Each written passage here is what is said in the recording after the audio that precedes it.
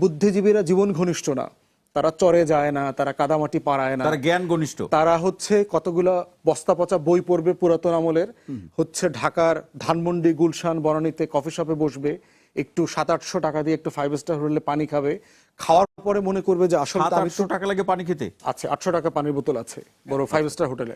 তো সেই পানিটা খেয়ে সে ধারণা করবে যে আমি আসলে অনেক লেখাপড়া করে ফেলছি, অনেক বুঝে ফেলছি এই সমাজকে। শেষ করে ফেলে আপনি টু মাচ ইন্টারভিন করেন আপা, আপনি টু মাচ ইন্টারভিন করেন। You are university professor, you must know the etiquette when somebody else speaks. আপনি আপনার টার্নে when your turn comes, no when your turn comes you speak, you take notes, make sure you have a pen and paper in front of you. Level playing field তো উনারাই নষ্ট করতেছে নিজেরা নিজেরা। এটা আইনে আছে, ফিল্ডে পড়ে আপনি তো নির্বাচনের আগেই তো কাম সেরে ফেলছেন। আপনি নারীদের নমিনেশন দেবেন না, শত শত নারী কর্মী মাঠে নামায় দিছে, ঘরে ঘরে যাচ্ছে, আপনার তো ব্যবহার করতেছেন। আবার কি বললো 2 ঘন্টা নাকি তাদের কমিয়ে দেবে, তার মানে কি আপনি নারী জাতিকে দুর্নীতি বন্ধ হলে সবই সম্ভব, বিচ্ছিন্ন করে দিচ্ছেন। দুর্নীতি বন্ধ হলে সবই সম্ভব। আমরা এখন জনগণ যদি মেনে নেয়, জনগণ যদি মেনে নেয়, আমরা লজিক দিয়েছি, লজিক নিয়ে কথা বলি। কি কথা বল? জনজোয়ার উঠেছে। গণজোয়ার কিভাবে উঠবে? আপনি দেখেন আন্দোলনের সময় আমরা দেখেছি মধ্যরাতে আমাদের হল থেকে সরকার কি পদক্ষেপ নিছে বলেন তো? একটা পদক্ষেপ দেখেন আপনি। নতুন রঙের পোশাক দিয়েছে। হ্যাঁ, পোশাক দিয়েছে নতুন রঙের, বিলাই মার্কে পোশাক দিয়েছে একটা। সেটা তো কি মার্কে সেটা আমি বলতে পারবো না। নতুন রঙের পোশাক কি পদক্ষেপ নিছে? তারা তো কোনো পদক্ষেপ নেয় নাই।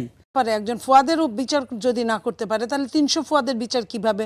3000 ফুয়াদের বিচার, একটা জায়গায় একটা ফুয়াদ দাঁড়াবে না, অনেকগুলো লোক দাঁড়াবে, তাদের বিচারগুলো কিভাবে সরকার করবে? তো সরকার এত কিছু আয়োজন করতে পারে, সরকার কোনো কাজই করে না, আয়োজন করবে, তার মানে সরকার কি চায়? এই দেশে গৃহযুদ্ধ লাগাতে চায়। ভোট উৎসবের প্রেক্ষাপট হিসাবে আমরা দেখতে চাই, কিন্তু অনেকে এই উৎসবকে আবার যুদ্ধ হিসাবেও দেখছেন। শুনতে চাই আপনার বিশ্লেষণ। ধন্যবাদ। ভোট যুদ্ধ বলবার একটা প্র্যাকটিস আমাদের এখানে আছে, কারণ ভোটকে কেন্দ্র করে মারামারি, সহিংসতা, খুন খারাপি যা যা করা হয়, করা যায়, বড় দলগুলো সেগুলো নির্বাচনকে কেন্দ্র করে সবসময় করেন আর কি। কিন্তু ভোটকে কখনো যুদ্ধ হিসাবে কোনো গণতান্ত্রিক রাষ্ট্রে এই শব্দটা আমি পড়ি নাই। লম্বা সময় যে দেশের বাইরে ছিলাম অথবা পশ্চিমের ডেমোক্রেসির কালচার, সেখানকার নিউজ পত্রিকাতে কোনো দিন দেখি নাই যে তারা ভোট ওয়ার টাইপের কিছু একটা বলেন টলেন আর কি। তো যেখানে হচ্ছে যে এই মানসিকতার একটা ঝামেলা আছে বাংলাদেশে, যে ভোটটা উঠায় নিয়ে আসতে হবে। আমরা যারা এখন তৃণমূলের রাজনীতি করতেছি তারা আসলে হারে হারে টের পাচ্ছি যে আসলে ভোটকে কেন যুদ্ধ বলা হচ্ছে। কারণ এখানে আসলে মেধার ভিত্তিতে ম্যানিফেস্টো দিয়ে ভোট করা, জনগণের মন জয় করবার যতটা না কালচার আছে, তার থেকে হচ্ছে যে ভয় দেখিয়ে আতঙ্ক তৈরি করে ভোটারদেরকে একটা পার্টিকুলার জায়গাতে ভোট দেওয়ার ব্যাপারে পরিবেশ তৈরি করাটার কালচার অনেক বেশি ডমিনেন্ট। সম্প্রতি আপনার সাথে যেটা আপনার আসনে যেটা হলো, এই ক্ষেত্রে কি কোনো প্রশাসনিক বা রাজনৈতিক কোনো ব্যবস্থা হয়েছে? এখন পর্যন্ত না, যদিও আমি প্রশাসনকে আগের দিনও জানিয়েছি। আপনারা যদি খবরে দেখে থাকেন, আমার এক পার্শ্ববর্তী থানা মুলাদিতে একটা সেতু উদ্বোধন ছিল শনিবারে। জি, সেখানে মাননীয় যে এলজিআইডি উপদেষ্টা রিজাইন করলো আজকে, আসিফ, সেখানে জুমে অ্যাটেন্ড করার কথা। এলজিআইডি সচিব মহোদয় ওখানে উনি ছিলেন উপস্থিত, ডিসি সাহেব ছিলেন, ওনাদের সামনেই বিএনপি ওখানে পুরো মঞ্চ, চেয়ার টেবিল সব ভেঙে দিয়ে আসছে, একদম লাইভ ভেঙে দিয়ে আসছে, এবং ওনারা ওই উদ্বোধনটা করতে পারেন নাই। তো ওটাকে কেন্দ্র করে আমি ওই দিনকারই আমাদের টোটাল প্রশাসনকে জানিয়েছি যে আজকে এরকম একটা ঘটনা ঘটতে পারে। কিন্তু আমরা প্রশাসনকে খুব সিরিয়াসলি কোনো অ্যাকশন, প্রিকশন কোনো কিছু নিতে দেখি নাই।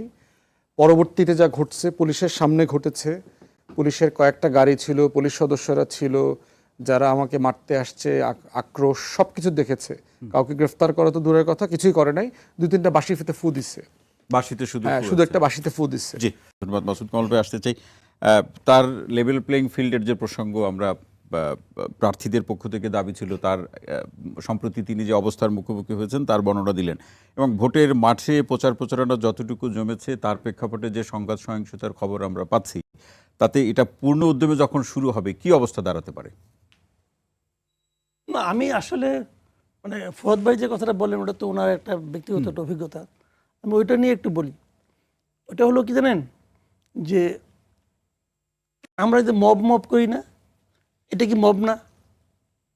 এটা তো একটা মব।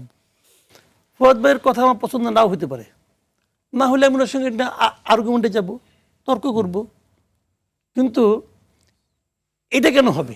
আমি কিন্তু এটাকে কোনোভাবেই সাপোর্ট করি না, কোনোভাবেই না।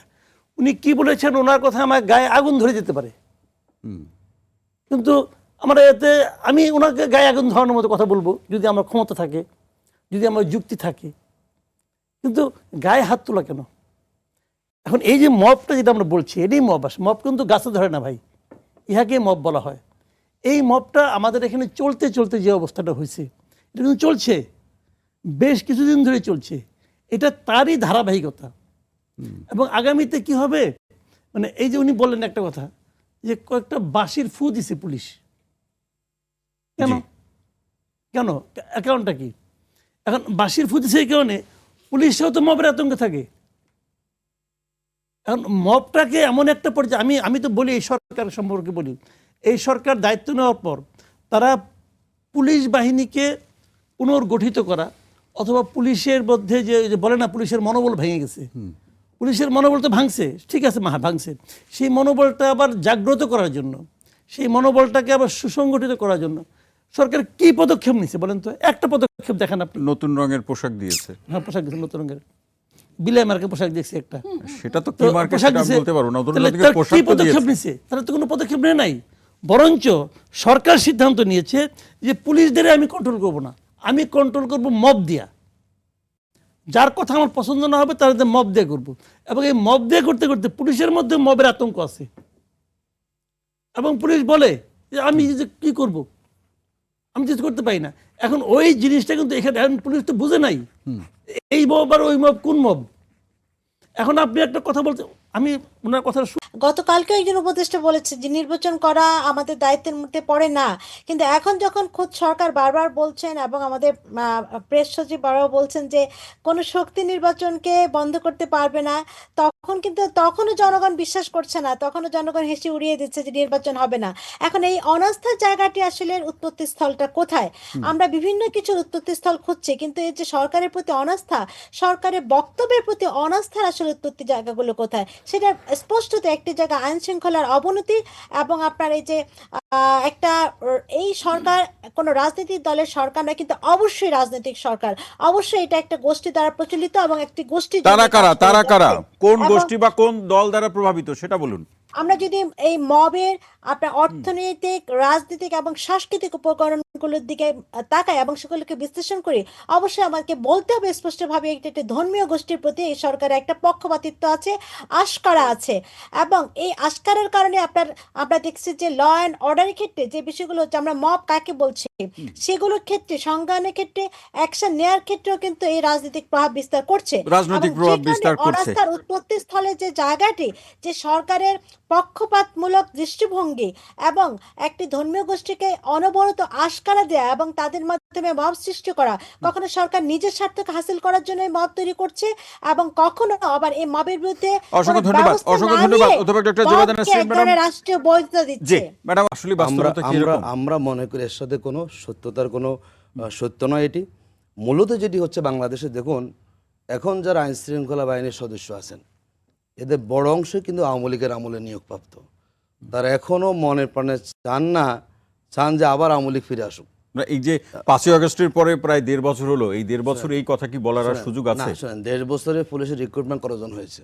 আমরা মনে করি এখনো পুলিশ বাহিনীকে ঢেলে সাজানো প্রয়োজন, এবং যারা সত্যিকার দেশকে ঢেলে সাজানোর উপায় হিসেবে তো নতুন রঙের পোশাক দেওয়া হলো। না শুনুন, পোশাক, মানুষ যদি ভিতরটা পরিবর্তন না হয়, পোশাক কখনো পরিবর্তন, এটা হলো একটা করেছেন, কিন্তু এটাকে আমরা পরিবর্তনের খুব বেশি মাধ্যম আমরা মনে করি না। দেখুন আমরা যেটা মনে করি, এখানে সরকারকে যেই করুক, মবের সাথে যারা সরকার কঠোর পদক্ষেপ গ্রহণ করুক, তারা জাতিকে বুঝাক যে অমুক গোষ্ঠী মবটা করেছে। এবং আরেকটা বিষয় বলছিলেন অধ্যাপক জুবায়েদা নাসরিন, সেটা হচ্ছে ধর্মীয় দল বা গোষ্ঠীগুলোকে প্রতি সরকারের একটা সমর্থন আছে।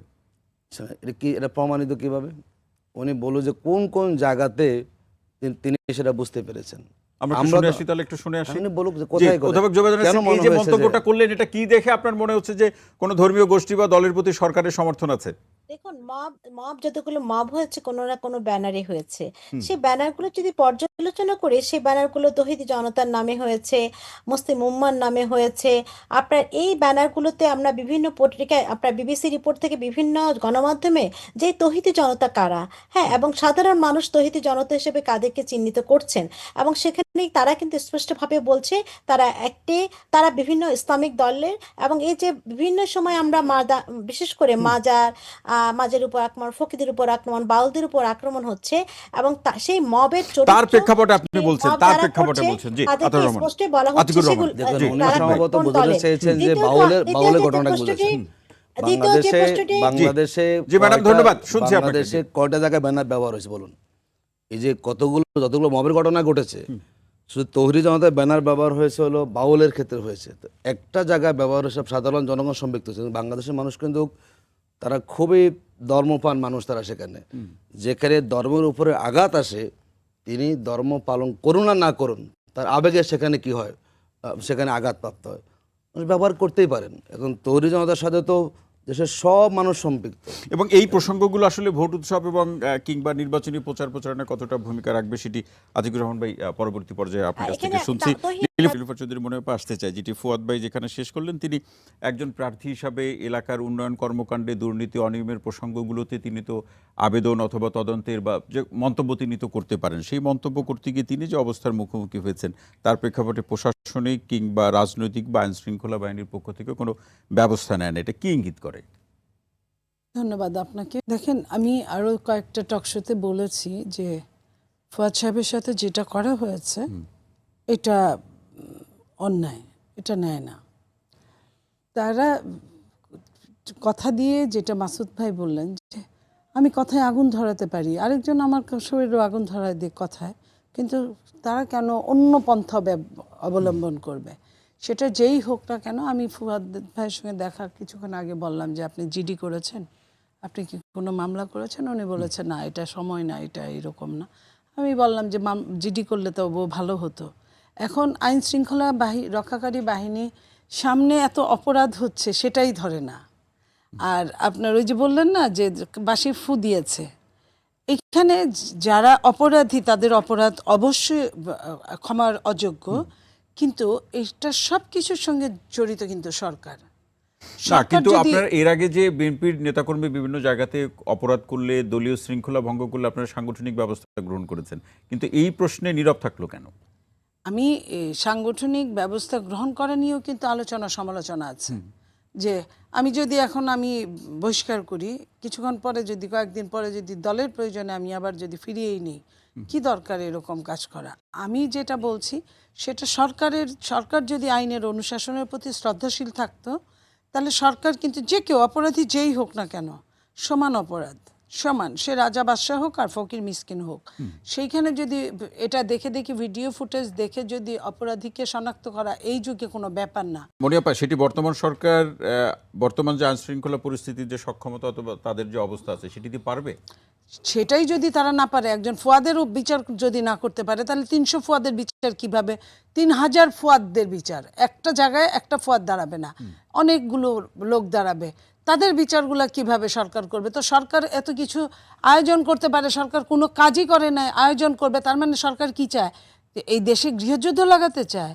এরও সাথে এই যে এক দল আরেক দলের সাথে ঝগড়া করা, যার ক্ষমতা বেশি সে ধরে মার দিল, তারপরে যার ক্ষমতা আরও বেশি সে আরেকটা অকারেন্স করলো, যার ক্ষমতা রক্কাটা সে রক্কাটা শুরু করলো, যার ক্ষমতা বম ফোটানো শুরু করলো। আমি কিন্তু কোনো দলমত নির্বিশেষে কথাটা অতীত বললাম। প্রেক্ষাপটে বলছেন, আমি কোন প্রক্রিয়ায়, কোন ডিজাইনে নির্বাচনটি হতে যাচ্ছে তার সূত্র ধরে অংশগ্রহণমূলক নির্বাচনের যে সংজ্ঞা, এবারে নির্বাচনে অংশগ্রহণমূলক রাজনৈতিক দলের অংশগ্রহণের প্রশ্নে সংজ্ঞাগত কোনো পার্থক্য আসবে?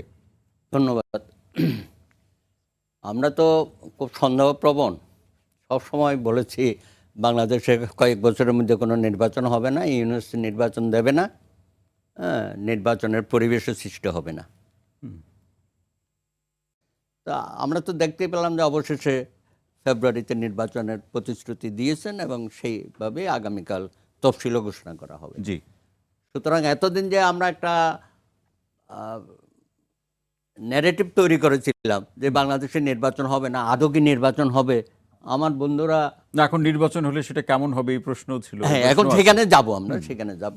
সুতরাং ওই ধোঁয়াশাটা কেটে যাচ্ছে, জি। বা কালকে শিডিউলের মধ্য দিয়ে এখনো বলে যে শিডিউল দিল ওই এর মতো আর কি, সে পাস করতে পারে না, পাস করলে চাকরি হবে না, চাকরি হলে বেতন পাবে না, ওইভাবেই আমাদের চলছে আর কি, একটা লম্বা জায়গায় আমরা চলে যাচ্ছি। ব্যবস্থা গ্রহণ করেননি, বিশেষ করে অভিযোগ করা সেটা করেননি, এটা কি ইচ্ছা করেই করলেন না, উদারতা দেখালেন, নাকি টিকে থাকার লড়াই? প্রথম কথা হচ্ছে যে প্রশাসন, যেই পুলিশ আমার সামনে দাঁড়ায় ছিল একটা ফৌজদারি অপরাধ হতে দেখছে, সে তো তখনই নিজ দায়িত্বে এটা গ্রেফতার করার কথা, তাদের গ্রেফতার করে নাই তো। তাহলে যেই থানা পুলিশ ওসি ওখানে উপস্থিত থেকে পুরো জিনিসটা উইটনেস করেছে, এটা এমন কোনো অপরাধ না যে আমার বাড়িতে ছিটকে চোর আসছিল, থানাতে গিয়ে আমি জানাইছি। তাহলে সেই পুলিশরা যেই বিল্ডিংটাতে বসে, সেখানে আমি গিয়ে কাগজে লিখে দিয়ে আসলে এটার কি বেনিফিট হবে? কারণ দিন শেষে সে কী করবে, সেটা তদন্ত করবে, দেখবে। একটা তো হচ্ছে নিজ চোখে দেখেছে, একটা হচ্ছে শত শত ভিডিও ফুটেজ আছে। ফৌজদারি অপরাধ, এখানে সিনিয়র আইনজীবী আছেন আমার স্যার, ফৌজদারি অপরাধের এই জায়গাগুলোতে শতপ্রণোদিত হয়েই তো অ্যাকশনে যাওয়া যায়, কোনো অ্যাকশনে তারা যায় নাই। তাহলে যারা যায় নাই, যে প্রশাসনকে আমি আগের দিন সতর্ক করেছি, যেই প্রশাসনকে আমি বারবার বলেছি এরকম ঘটনা ঘটতে পারে, তারা কোনো অ্যাকশন নিচ্ছে না, সেখানে আমি জিডি করে কী লাভ হবে? সিম্পলি যেটা হবে যে আমি একটা জিডি করব, একটা মামলা করব, তারাও পুলিশকে দিয়ে আবার 2টা মিথ্যা মামলা আমার নামে চলতেই থাকবে, সেটা চলতেই থাকবে। যে খুলনা 1 আসনে কৃষ্ণনন্দীকে যে মনোনয়ন দেওয়ার যে প্রসঙ্গ, এটি দিয়ে জামাত কি বোঝাতে চায়? জি, আমি দর্শককে ধন্যবাদ জানাই। তিনি সুন্দর কোশ্চেন করে। দেখুন, জামাত ইসলামী এখন একটা ইনক্লুসিভ বাংলাদেশ আমরা দেখতে চাই। বাংলাদেশে আমরা যাই করি, আমাদের দর্শক শরিয়া আইন নিয়ে কথা বলেছেন। আসলে বাংলাদেশে এমন একটা হয়েছে, এখন শরিয়া আইনটা কি জিনিস না বুঝেই একটা ভীতিকর পরিবেশ তৈরি করা হচ্ছে। দেখুন, আমরা যে সম্পদ বন্টন করি না, এটা তো শরিয়ার একটা পার্ট। আমরা যে বিবাহ শাদী করি, তালাক দেই, শরিয়ার পার্ট। আমরা যে জাকাত দেই, শরিয়ার পার্ট। ইসলামী ব্যাংকিং, শরিয়া পার্ট। আমরা তো অনেকটা অভ্যস্ত। এখন মনে করে কি যে শরিয়া আসলে কি হবে, চোরের হাত কেটে দিবে, এরপরে কি সব মেয়েদেরকে ঘরে বন্দি করে রাখবে। এটা এক ধরনের নীতি। ইসলাম কখনো জোর করে আপনি তো বলছেন যে ঘরে থাকলে তাদেরকে আপনারা বেতন না, দিবেন। আমরা সেটাও বিষয় না। দেখুন, যদি কেউ কাজ করতে না চায়, আমরা এই ধরনের কথা আমরা বলি না। যে আমি বলি দেখুন, যেটা হলো ইসলাম হচ্ছে মানুষকে আপনি বুঝাবেন, ধীরে ধীরে অভ্যস্ত করবেন। না, দর্শক ভাই যে প্রশ্ন বলছিলেন, আতিক ভাই আপনি অন্য প্রসঙ্গে চলে যাচ্ছেন। এখানে এই কৃষ্ণনন্দী ভাইয়ের শরিয়া আইন বাস্তবায়নে তার কি রোল থাকবে? শুনেন, জামাত ইসলামীর গঠনতন্ত্রে আছে শুরুর দিকেই, যদি কোনো ভিন্ন ধর্মের অনুসারী ব্যক্তি জামাতের নীতি আদর্শ, জামাত যা কিছু করতে চায় তার প্রতি একমত পোষণ করেন, তিনি জামাতের সহযোগী হতে পারেন। সেটা এতদিন তো আমরা শুনি না, হঠাৎ করে এতদিনও ছিল, 25-এ এতদিনও ছিল। কিন্তু আপনাকে বোঝার সুযোগ পেয়েছেন, আমরা কত এসে কথা বলার সুযোগ পেয়েছি, আমাদের স্পেসগুলো দেখেছে কেউ? এটি এবং যেহেতু বাংলাদেশে আমরা ইনক্লুসিভ বাংলাদেশ দেখতে চাই, বাংলাদেশে তো আমাদের প্রায় 6-7% আমাদের হিন্দু আছেন। সেই ইনক্লুসিভ বাংলাদেশে থাকবে না কারা? ইনক্লুসিভ বাংলাদেশে কারা থাকবে? সবাই থাকবে, যারা জামাত ইসলামের নীতি পলিসি গ্রহণ করে সবাইকে ধারণ করবেন। দেখুন, আপনাকে বাস্তবতাটা বুঝতে হবে। বাংলাদেশ জামাত ইসলামী এখন আমরা টোটাল বাংলাদেশটাকে আমরা এগিয়ে নিতে চাই, এবং এই বাংলাদেশকে সুন্দর করে গঠন করার জন্য যেখানে আজকে আমি খেয়াল করুন, জনতার ইশতেহার আমরা ওপেন ছেড়ে দিয়েছি, কি ভাবতে চান। তারপরে গোটা বাংলাদেশের মানুষের চিন্তা ভাবনা দৃষ্টিভঙ্গি ধারণ করে কিন্তু আমরা একটা বাংলাদেশকে নিয়ে আমরা স্বপ্ন দেখছি। সুতরাং সেই দৃষ্টিভঙ্গিতেই আমরা আলোচনা করেছি, যদি বাংলাদেশে হিন্দু সম্প্রদায় আছেন এবং আমরা তাদেরকে ধারণ করি, যদি আমরা ক্ষমতায় আসি, তো হিন্দুদের রাইট কেন প্রতিষ্ঠা করবো না আমরা? তার দেশ থেকে বের হয়ে যাবে তা তো না। আমরা আমাদের গঠনতন্ত্রে আছে যে অন্য ধর্মের লোকেরা, আপনি এত কিছু আনেন, একটা গঠনতন্ত্রের কপি আনতে আপনি খুঁজে নেবেন, এটা আপনার দায়িত্ব না। আমি তো আমারটা বলবেই, যদি ভুল বলে থাকি সেটা ভুলটা আপনি শুধরে দিবেন সেখানে আপনি। আমরা মনে করি এটি বা জামাত ইসলামী যে নতুন করে বাংলাদেশকে নিয়ে আমরা ভাবছি, এটা ইনক্লুসিভ বাংলাদেশ, সবাইকে নিয়ে ধারণ করা, ধর্ম বর্ণ নির্বিশেষে, এটা তারই একটা বহিঃপ্রকাশ। এখানে সবাইকে মানে এখানে রাজনৈতিক প্রেক্ষাপটে কারা থাকবে কারা থাকবে না? না, রাজনৈতিক বলতে এখানে ধরুন যে বিভিন্ন শ্রেণী পেশার মানুষ যারা আছেন, আমরা মনে করি ইতিমধ্যে এটাকে সবাই স্বাগত জানিয়েছে, এবং এটার ব্যাপারে নেতিবাচক আমরা দেখি নাই কাউকে। এবং জামাত যে আগে বলতেন না যে জামাত ইসলামের মহিলা নাই, জামাত হিন্দু পছন্দ করে না, বলতেন না যে আমরা সাম্প্রদায়িক শক্তি, এটি তো বলতে পারবেন, আমরা মৌলবাদী শক্তি। এখন যখন সবাইকে আমরা ধারণ করছি, এখন আবার ভিন্ন আলোচনা চলে আসছে। আমরা মনে করি জামাত ইসলামী সঠিক জায়গা থেকে ভূমিকা রেখেছে এবং বাংলাদেশের মানুষের প্রত্যাশা জায়গা যে মানুষ এখন মনে করে যে আগামী নির্বাচন যদি সুষ্ঠু হয়, যদি কালো টাকার প্রভাব না থাকে, ফেজি শক্তি না থাকে, মানুষের আমরা ফিল্ডে বুঝতে পারছি মানুষ মানে আগামী নির্বাচন সুষ্ঠু হলে জামাতের নেতৃত্বে 8 দল যারা আছেন তারাই সরকার গঠন করবেন। যদি আপনি সরকার গঠন করতে চান সবাইকে ধারণ করতে হবে সেখানে আপনি। বাংলাদেশের মানুষের চিন্তা ভাবনা, দৃষ্টিভঙ্গি, ভবিষ্যৎ রাজনীতি এবং সবাইকে নিয়ে যে একটা বাংলাদেশ আমরা গঠন করতে চাই, জামাত ইসলামী সেই জায়গা থেকে সেখানে সবাই থাকবে সেটা বলছেন। হ্যাঁ, আমরা সবাইকে নিয়ে চলবো। আমরা তো একসাথে থাকবো না। আপনার কাছে একটা প্রশ্ন রাখতে এখানে চাই। অধ্যাপক জুবায়েদা নাসরিন, হিন্দু, বৌদ্ধ, যে খ্রিস্টান প্রশ্নটি যারা বলুন। আছেন সবাইকে নিয়ে তো বাংলাদেশে গঠন করতে চাই। জুবায়েদা নাসরিন বলুন আপনি। সবাইকে নিয়ে আমরা জামাতে ইসলামী একটি বাংলাদেশ করার স্বপ্ন দেখছে, খুবই আনন্দের, খুবই ভালো কথা। কিন্তু যে একেবারে পাবলিক পরিসরে জামাতে ইসলামী সমাবেশ থেকে নারীকে অশ্লীল ভাষায় গালিগালাজ করা হয় এবং নারী সংস্কার কমিশন কেন্দ্রিক যে ধরনের প্রোগ্রাম তারা থ্রো করেছিল এবং পরবর্তীতে আমরা দেখেছি বিভিন্ন সময়ে নারীর চাকরি ক্ষেত্রে যে ধরনের মানে কর্তৃত্ববাদী আচরণ জামাত ইসলামের দিক থেকে এসেছে, সে বিষয়ে আসলে কি ধরনের বিষয় ঘটবে আসলে বাংলাদেশে? নারীরা কিন্তু আতঙ্কিত আছে, খুব খোলাসা করে বলি না, আমি ক্লিয়ারলি বলি, কোন নারী আতঙ্কিত নয়, এক শ্রেণীর আতঙ্কিত যারা জামাতের উত্থানকে মেনে নিতে পারছেন না। আমি ক্লিয়ার বলি, ম্যাক্সিমাম নারীদের সাথে আপনারা কথা বললেন, দেখেন যারা চাকরি যারা কিছু করে বাংলাদেশে নারীদের মাঝে কাজ জামাত ইসলামী বেশি। নারীকে মনোনয়ন দিয়েছেন, জামাত কয়টা নারীকে মনোনয়ন দিয়েছে? আপনারা তো সব ক্লিয়ার করেছেন। সেটা আমাদের দলীয় পলিসি। দলীয় পলিসি হবে কেন? এটা নারী একটা জাতি, একটা আলাদা অর্ধেকের বেশি ভোটার নারী। আপনি কি বলেন এই বিষয়ে থেকে? তো এই ধরনের আপনি যেটা বলেছেন, ভয়ের সূত্রপাত, আমি যেটা বলেছেন এখন পর্যন্ত জুবায়েদা নাসরিন যেটা বলছেন, নারীরা ভয় এবং আতঙ্কের মধ্যে আছে। না, এটি আমি সঙ্গে সাই দিলাম, অবশ্যই আছে। মনিয়াপা সেটা সমর্থন মানুষ করছে। লেখক, এই যে আমরা যাচ্ছি না, যে জনগণের ইশতেহার লিখবে মানুষ, দেখি না কয়জন লেখা, সেখানে আমরা আতঙ্কিত অবস্থায় আছি। আমরা দেখবো তো, সেখানে আমরা প্রকাশ করে দিব যে আমাদের ইশতেহারে অনেকগুলো তো আপনারা নির্বাচন কেন্দ্রিক জরিপ করেছেন, এরকম একটা জরিপ কি করেছেন? নারীরা জামাতের এই রাজনীতিকে বা নির্বাচনকে কিভাবে দেখছেন? বাংলাদেশে জামাত ইসলামীতে যারা সক্রিয় আছেন, জি, জামাতের পুরুষ কর্মী, নারী কর্মী, পুরুষ সহযোগী, নারী সহযোগীর সংখ্যা কাছাকাছি পর্যায়ে। আচ্ছা, তাহলে এবং nomination বাংলাদেশের পুরুষ কর্মী আসুন, কতটা পাইছে, নারী কর্মী সেটা কতটা সময় পাইছে, বলে সেটা দেবে, বলুন। সময় বলে দেবে। নমিনেশন কাউকে দিয়েছেন? I will say, সময় আসবে বলে। আপনি এত অ্যাডভান্স বলছেন কেন? আমরা আপনারা তো সময় নেব, 300 আসন দিয়ে এটি দিছেন মনোনয়ন, আলোচনা সবাই আমাদের ভোট হচ্ছে, চাচ্ছে। আমরা নারীদের তো সেটা দেখছি না। আলোচনা আমাদের হচ্ছে। কিন্তু জামাত ইসলামীদের সবচেয়ে দেখুন, বিএনপি থেকে বেশি পরিমাণ নারী সম্পৃক্ত জামাতের আন্দোলনের সাথে। হয়তো আমাদের নারীরা এখন বাইরে এসে ব্যাপারটা করতেছে না, আমাদের নারীরা তারা একটা হ্যাঁ, ডাকসু nomination-এ দেখছি আপনারা কাদের nomination দেন। ওটা ইনক্লুসিভ বাংলাদেশ। হ্যাঁ, ওইখানে দেখছি আপনারা তো বলেন আপনারা। ইনক্লুসিভ ওইখানে মুখে, কিন্তু বিধর্মীয় ছিল, কাজের সময় গিয়ে আপনার একক ওইখানে চেষ্টা। দেখুন, আপনার যেটা আপনি বলেছেন, আমি একটু বলি, নারীরাও দেখুন, বলুন। আজকে আমাদের জামাতের আমির একটা দিয়েছেন সোশ্যাল মিডিয়া, দেখুন সামাজিক যোগাযোগের মাধ্যমে ভিন্ন মতের প্রতি আক্রমণ, নারীদের সম্মানহানি এবং প্রযুক্তি এআই অপব্যবহার করে মানুষকে হেনস্থা করার প্রবণতা দেখা যাচ্ছে। তো অত্যন্ত উদ্বেগজনক, বিশেষ করে কেউ যখন ধর্মীয় পরিচয় বহন করে এমন অশ্লীলতা লিপ্ত হন, তা আমাদের মূল্যবোধের আমি ধারণ করি। আতিক ভাই, অসংখ্য ধন্যবাদ। অ্যাডভোকেট সুব্রত চৌধুরী, এই যে রাজনৈতিক দলগুলোর যে আদর্শ এবং জামাত এখন যে নতুন ইনক্লুসিভ বাংলাদেশের কথা বলছে, এগুলো ভোটারদের মাঝে কতটা আলোড়ন তৈরি করতে পারবে? তারা তো বলছে যে একটা গণজোয়ারের কথা কোডান করে তারা বলছে। আমি তো নির্বাচন কেন্দ্রিক জামাতের যে অ্যাক্টিভিটিস, সেটা তো দেখি যে একটা ভয়াবহ। তারা ঘরে ঘরে হিজাব পৌঁছাচ্ছে, বোরকা পৌঁছাচ্ছে, 3 পিস পৌঁছাচ্ছে, কার্ড দিচ্ছে, স্বাস্থ্য কার্ড দিচ্ছে। এটা তো কলুষিত করতেছে। লেভেল প্লেইং থাকবে কোথায়? তারা যেভাবে শুরু করেছে এবং যেভাবে আর্থিক সাহায্য সহযোগিতা করতেছে, উনি একটু বলেছেন লেভেল প্লেইং তো উনারাই নষ্ট করতেছে, নিজেরা নিজেরা। এটা আইনে আছে, ফিল্ডে পড়ে। আপনি তো নির্বাচনের আগেই তো কাম সারা ফেলছেন। আপনি নারীদের নমিনেশন দেবেন না, শত শত নারী কর্মী মাঠে নামায় দিচ্ছে, ঘরে ঘরে যাচ্ছে। আপনার তো ব্যবহার করতেছেন। আবার কি বললো, 2 ঘন্টা নাকি তাদের কমিয়ে দেবে। তার মানে কি আপনি নারী জাতিকে দুর্নীতি বন্ধ হলে সবই সম্ভব, বিচ্ছিন্ন করে দিচ্ছেন। এটা বলতে পারেন আপনারা? জনগণ যদি মেনে নেয়, আমরা লজিক দিয়েছি। কি কথা বলেন?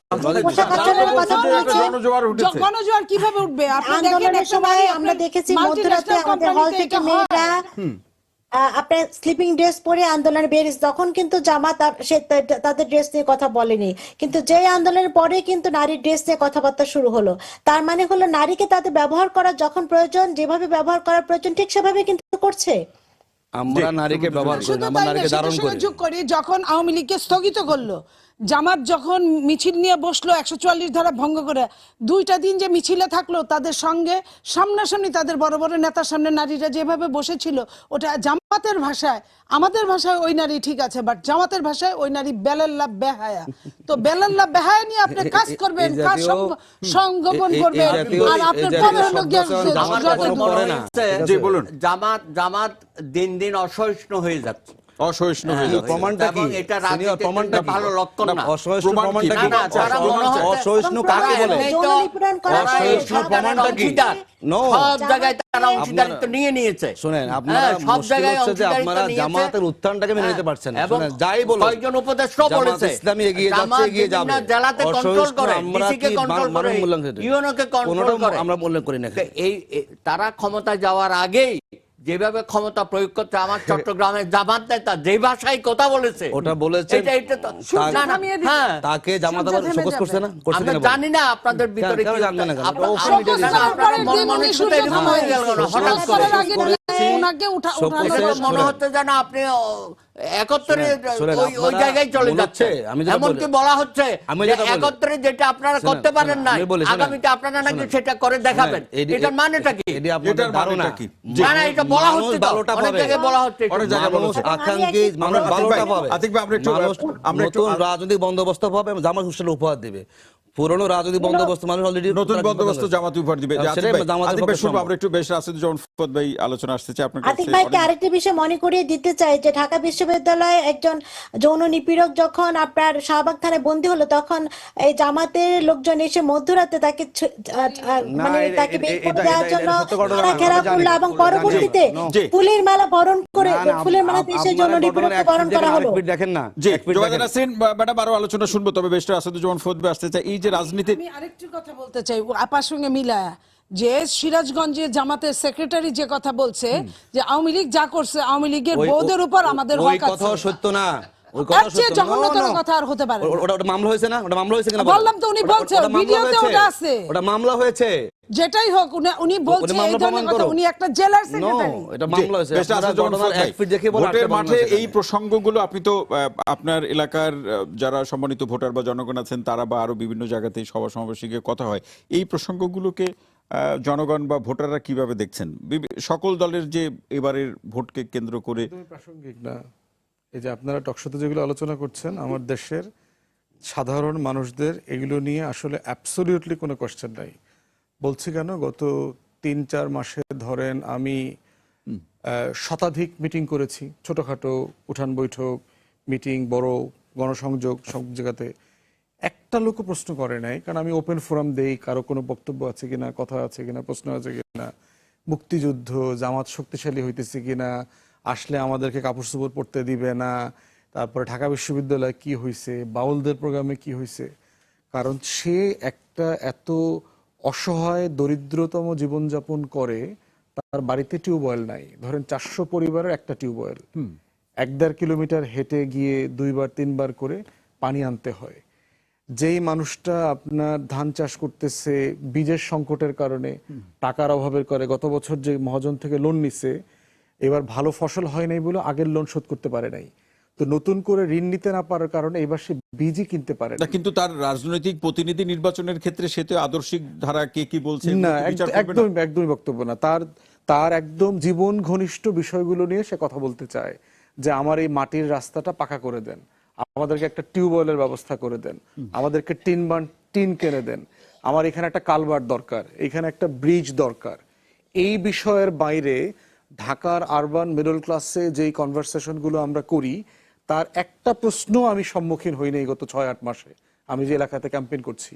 এখন প্রশ্ন হচ্ছে, এটা আমার রিমোট এরিয়া, আমার ধরেন 5টা নদী আছে, নদী ভাঙা মানুষ, তার কাছে প্রতিদিনকার ইস্যু এক এক রকম, এক এক জায়গায় এক রকম যে বাস্তবতা হতে পারে। আমার এই নদী ভাঙাটা ঠেকায়া দেন, এখানে একটা বাঁধের ব্যবস্থা করেন, একটা জিও ব্যাগ ফেলেন, এখানে এই কোনাটা ঠেকায়া দেন, এখানে একটা সুপেয় পানির ব্যবস্থা কিন্তু করেন, সেটা তো স্কুলটা অবশ্যই ডুবে আছে, গেছে। সেই দাবি দেওয়াকে আমরা ইতিবাচকভাবে দেখছি, কিন্তু ৭১ অথবা মুক্তিযুদ্ধের প্রসঙ্গগুলো নিয়ে আপনি যদি টকশোর প্রসঙ্গ বলুন, জাতীয় রাজনীতিতে যে আলোচনাগুলো হচ্ছে, কোন জনগণই এই প্রসঙ্গগুলো আপনাদের কাছে একদম না, বলছে না? আমার পার্সোনাল অভিজ্ঞতাতে একজন ভোটার ওই প্রশ্ন করে নাই।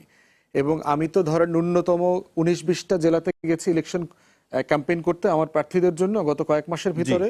কোথাও আমরা যে প্রশ্ন করি, বোঝার চেষ্টা করি আপনার এলাকার ইস্যু কি, কোন কোন বিষয়গুলো নিয়ে আমাকে কাজ করতে হবে, আমাদের দলকে ম্যানিফেস্টো দিতে হবে, কোথাও কেউ এই প্রশ্নটা হাত তুলে করে নাই যে এগুলা ইস্যু।